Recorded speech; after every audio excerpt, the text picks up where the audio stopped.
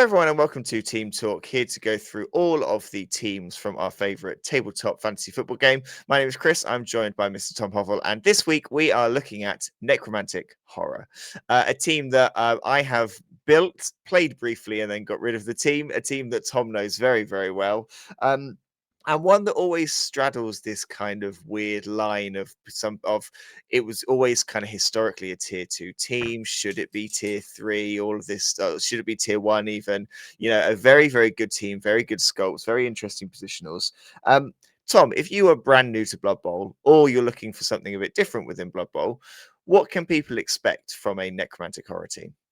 Well, first off, Necromantic Horror is the coolest team, regardless. Okay, because let's be honest, it doesn't matter if you have ever played any Warhammer games before, if you're into fantasy or not fantasy. It's got all your classics. It's got werewolves. It's got flesh golems.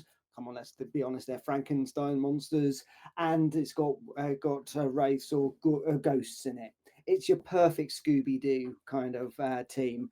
Then all of them have got really, really good skills, and they're really fun.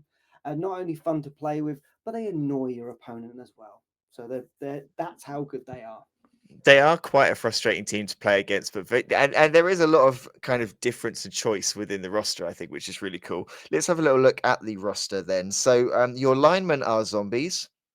They only cost you 40,000. Movement 4, strength 3, edge 4, passing 6, armor 9. They come with eye gouge, regeneration, and unsteady. So 2 new skills there for the 3rd edition. Ghoul runners, you can have 2 of these, 75,000.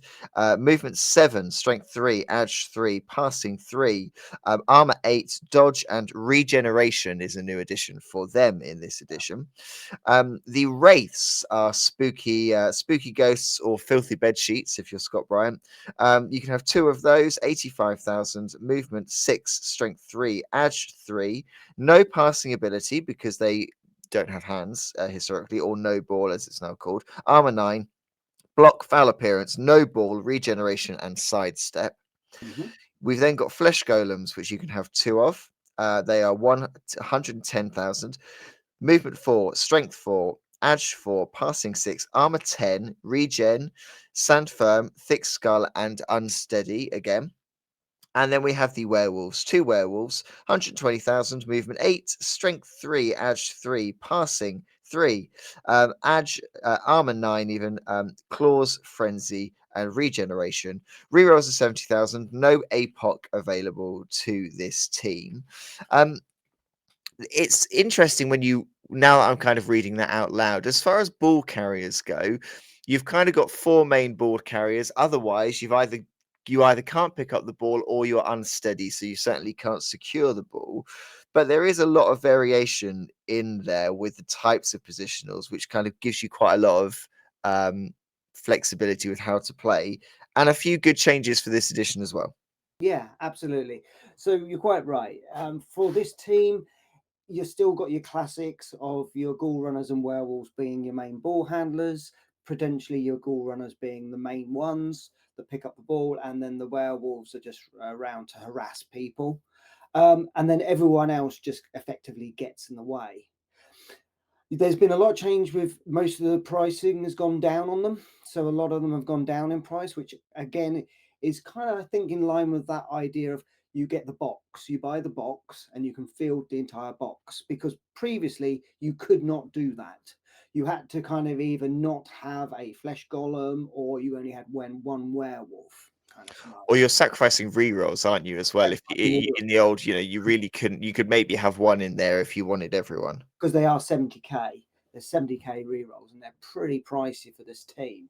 But there has been some changes, and I think changes for the better, really.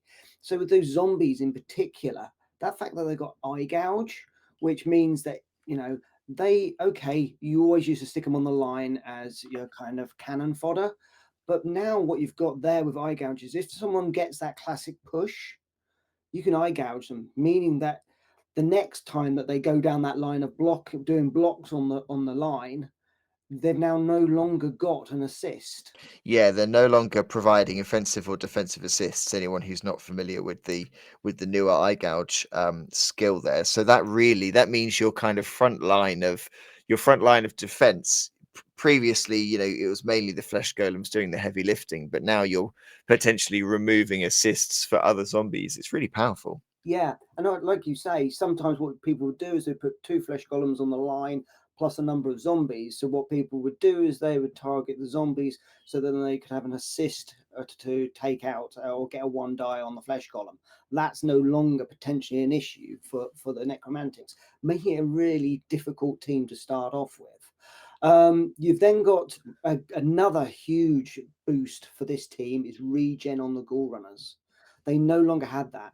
And because this team doesn't have an apothecary, getting rid of your ghoul runners, and like I said at the beginning, they're your main ball handlers. You're dead in the water if they start to die. So that's a good side of things. And now, as I say, all the prices have gone down. You can now field a complete team from the start. Yes. So what does £1 million get you then? Because before it was tricky and you had to make some sacrifices. What are you looking at now for 1 mil if you're starting a league? Sure. So you get the full load of positionals. So that's two werewolves, two fresh golems, two wraiths, two ghoul runners. Then you can have three linemen and a reroll.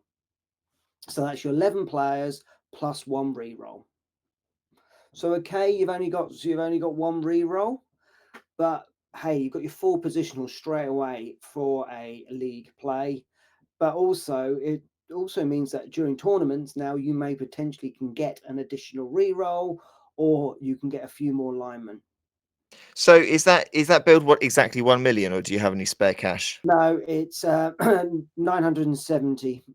So it's not. Okay, so you could you could drop a ghoul runner or a wraith for a zombie and then get your secondary roll, but you're only having to drop one positional rather than maybe dropping a couple Yeah. sort of in the previous pricing of them. So that's pretty good. I think for me as well, because I'm quite excited with third edition with the passing Mm, situation and that being improved. I think the werewolves having now passing 3 just gives you a bit more flexibility. Yes, they've only got access to passing skills on a secondary as well as the ghoul runners, but that's going to really, that just slight better passing aspect just gives you that stretch play a bit better. And when you're doing a stretch play with a movement 7 and a movement 8, that's only going to be good, isn't it? oh, absolutely, absolutely. The only things I would say, which is a shame, is you don't have devious on a wraith because that'd be even that'd be really really nasty. Because Yeah, secondary, isn't it? yeah, it's a secondary, so it's a secondary. And the same with werewolves because I'd love them to have Fumblerooski, but yeah, unfortunately, no luck. Again, I'm thinking that overall, if you're used to them playing in season 2, you're roughly going to play them the same in season 3.